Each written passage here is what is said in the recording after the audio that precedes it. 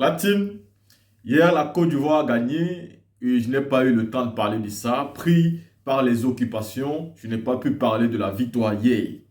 Hier, j'ai été occupé par mon travail qui m'a pris toute la nuit. Et donc, je n'ai pas pu parler de la victoire des éléphants de Côte d'Ivoire. Je tenais ici à féliciter la Côte d'Ivoire. Je tenais à féliciter le mental des Ivoiriens.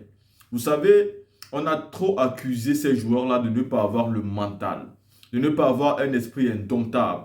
Aujourd'hui, l'éléphant est indomptable. C'est-à-dire, personne n'arrive à dompter l'éléphant. C'est l'éléphant qui est en train de dompter non seulement les lions, dompter les léopards, dompter les aigles. Et peut-être qu'il domptera aussi le dernier aigle qui reste. Surtout qu'il y a une revanche à prendre face à l'équipe du Nigeria qui a tapé la Côte d'Ivoire sur un penalty. Je ne dis pas que le penalty est à minimiser parce que le penalty a été provoqué par le meilleur joueur africain qui a utilisé son expérience pour pousser son adversaire à la faute, ce qui a occasionné un penalty. Aujourd'hui donc, nous pourrions avoir une possibilité de voir la Côte d'Ivoire remporter sa Coupe d'Afrique des Nations dans son pays. Est-ce que ce n'est pas magnifique? Est-ce que ce n'est pas magnifique? C'est très beau, même si je sais que Ouattara avait utilisé ça pour un quatrième mandat, mais il faut dire que le peuple ivoirien a soif de la victoire. Mais j'ai envie de dire aussi au peuple ivoirien, restez humble une seconde fois, parce que vous avez quand même en face de vous quelqu'un qui a aussi envie de prendre la Coupe d'Afrique des Nations, parce que ça fait longtemps qu'il n'a pas pris la Coupe d'Afrique des Nations. La Côte d'Ivoire l'a pris en 2017. Et la Côte d'Ivoire l'a pris en 2015. Le Cameroun l'a pris en 2017. L'Algérie l'a pris en 2019. Le Sénégal l'a pris en 2021. Donc aujourd'hui, je pense que le Nigeria veut tout faire pour prendre cette Coupe d'Afrique des Nations. Et le Nigeria sera prêt à tout pour la prendre. Et quand vous regardez le Nigeria, son parcours, vous comprenez que ce n'est pas une équipe facile à manœuvrer. C'est une équipe qui encaisse très peu de buts. Et hier, si elle a encaissé un but, c'est parce qu'elle a eu un penalty en cours de jeu. Chose qui est une faute, on le respecte. Mais sans ce penalty, cette équipe aurait seulement encaissé un seul but durant toute la compétition. Et ce n'est pas une mince affaire. Donc la Côte d'Ivoire aura un adversaire coriace. Même comme aujourd'hui, je pense que quelqu'un qui est sorti des abîmes, quelqu'un qui est sorti de l'enfer, quelqu'un qui est sorti de toutes les difficultés dont la Côte d'Ivoire est sortie, ne peut plus tomber. Quand on est mort, on ne peut plus mourir. Donc je pense qu'ici, même si ces gars ne jouent rien, ils vont quand même gagner. Parce que Dieu a déjà montré le miracle sur cette équipe-là. Dieu a dit que c'est eux. Bon, c'est eux. Et surtout, que cette CAN qui est organisée en Côte d'Ivoire, elle est très belle, disons-nous les vérités. Il faut être malhonnête pour ne pas reconnaître que c'est la CAN la plus belle. Bref, moi, depuis que je suis les Coupes d'Afrique des Nations, je n'ai jamais vu une Coupe d'Afrique aussi belle que celle qui se passe en Côte d'Ivoire. Les stades sont pleins. Malgré qu'au début, il y avait un problème de... Mais les stades sont pleins. Par rapport à tous les pays qui organisent, les stades n'ont jamais été pleins en Coupe d'Afrique des Nations, seulement quand le pays organisateur jouait.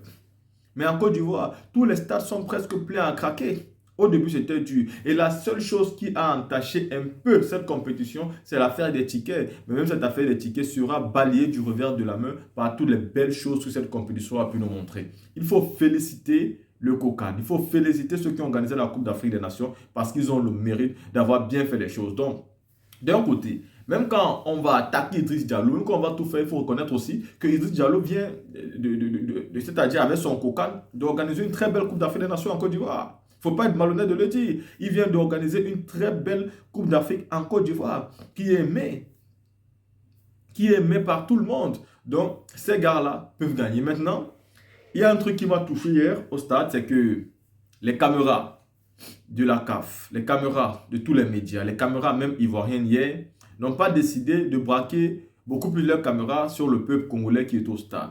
Ce peuple qui était vêtu en couleur noire, ce peuple qui avait des vêtements de sang, ce peuple qui avait des banderoles où c'était écrit Stop au génocide, ce peuple qui voulait faire passer un message, les caméras hier n'ont pas voulu montrer ce peuple. Pourquoi? Pourquoi vous avez fait ça? C'est un peuple qui souffre, nous sommes en Afrique. Pourquoi vous avez refusé de manière claire et nette d'apporter votre soutien à ce peuple-là? Est-ce que ce peuple ne méritait pas d'avoir les caméras de tous les Africains rivées sur eux pour que nous comprenions qu'il y a un problème qui se passe aujourd'hui au Congo? Ça, c'est mal.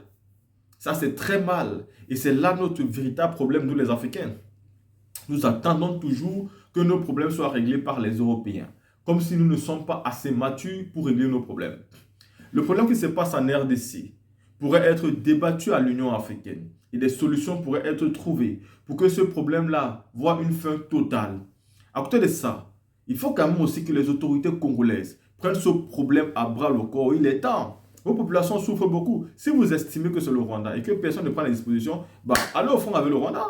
Moi, je ne peux pas dire que tu tues ma population comme ça et puis je ne me défends pas. Si vous pensez que c'est allez au front avec eux, mettez les moyens en jeu et partez au front avec eux. Parce que c'est la violence qui règle la violence. Si quelqu'un est violent avec vous, vous devez être violent avec vous. Et finalement, il sera obligé de passer sur la table des négociations quand lui aussi commencera à perdre les gens dans son camp. On ne peut pas passer le temps à vous tuer chez vous et vous continuez à caresser les gens chez eux. Non, à ce moment-là, on va se faire la guerre et que le meilleur gagne. C'est aussi simple que ça.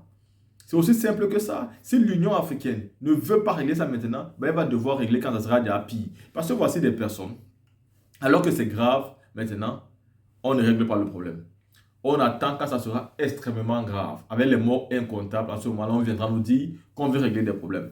Donc hier, pendant ce match-là, la seule chose qui pour moi a entaché le match, c'est le fait qu'on ait évité de montrer les supporters congolais qui étaient en train de montrer leur souffrance, les décès, qui étaient en train de dénoncer. On a passé plus de 90 minutes sans montrer réellement les supporters congolais et ça, c'était très mal. Ce n'est pas une belle image pour la CAF. Ce n'est pas une belle image pour le pays organisateur. Ce n'est pas une belle image pour tous les médias de télévision qui étaient là. Pourtant, qu'ils savent très bien le conflit qu'il y a aujourd'hui en RDC. Ceci étant dit, nous devons revenir au niveau du football et nous devons encore une fois de plus dire félicitations. Félicitations non seulement à l'équipe nationale de Côte d'Ivoire, aux joueurs, mais surtout félicitations à RMS Faye une fois encore. Même si aujourd'hui il ne gagne pas la Coupe d'Afrique des Nations, le mec il est arrivé en finale. Est-ce que vous vous rendez compte?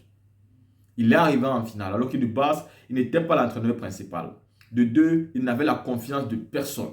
Je me rappelle, j'ai multiplié des vidéos ici pour dénoncer le fait qu'on va faire appel à Hervé Renard. Le fait qu'on ne veut pas donner la chance à Hermès Faye. J'ai dénoncé matin, midi et soir ici que nous les Africains devons apprendre à manger chez nous, à consommer chez nous parce que le bien est aussi bon chez nous. J'ai dit ici que Hervé Renard ne faisait pas le miracle. C'est parce qu'il avait une chance qu'il a démontré ce qu'il savait faire. Et j'avais dit ici aussi que diriger les U23, ce n'est pas pareil que diriger une équipe senior. C'est totalement différent. Hermès Faye a démontré aujourd'hui qu'il a une stratégie. Il a une stratégie et il a des tactiques. Il connaît les joueurs ivoiriens. Il sait mieux que quiconque comment les amener à gagner. Aujourd'hui, il les a amenés à gagner et aujourd'hui, ils sont en finale. Qu'est-ce qu'on peut reprocher à ce monsieur? Je vais le dire aux Ivoiriens. Parce que c'est vrai qu'aujourd'hui, tous les Ivoiriens ont soif de cette victoire. Quelque chose qui est normal. Mettez-vous aussi dans la peau des personnes qui peuvent perdre cette finale. Pour que ça ne parte pas en bourrique et en catastrophe si vous perdez. Parce que trop de confiance, imagine, quand on finit par trop monter, la chute fait très mal.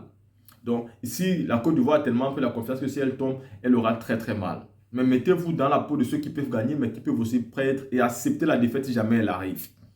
Et ça peut arriver. Parce que Hermès Faye a déjà beaucoup fait. Et si ça arrive, il ne faut pas accuser cet entraîneur. Parce que cet entraîneur est pétri de talent. Et je suis même sûr qu'il va remporter la Coupe d'Afrique avec la Côte d'Ivoire. Et seulement, il faut préparer la conscience ivoirienne de la même façon que vous êtes fiers de gagner. Il ne faut pas que si vous perdez, vous cassez tout. Parce que vous avez cassé beaucoup de choses juste à cause d'une défaite. Et ça prouve que le peuple est en frustration et qu'il attend la moindre petite occasion pour démontrer sa colère et sa rage. Ceci étant dit, nous espérons quand même que la Côte d'Ivoire gagnera cette Coupe d'Afrique des Nations. Car ici, elle vient de démontrer que voilà, il n'y a pas une équipe qui peut l'arrêter. Ouais. Et moi, je l'ai toujours dit, si le Mali n'arrête pas la Côte d'Ivoire, je ne sais pas qui pourra encore les arrêter. Parce que pour moi, cette Coupe d'Afrique-là, il n'y a pas une équipe qui jouait bien au foot comme le Mali. Qui monte dessus. Maintenant, la Côte d'Ivoire a le droit de tout remporter. Ceci étant dit, bonne chance aux éléphants et attendons le match dimanche. Mais avant, la petite finale du Congo-Afrique du Sud. On va voir le deuxième, le troisième et le quatrième.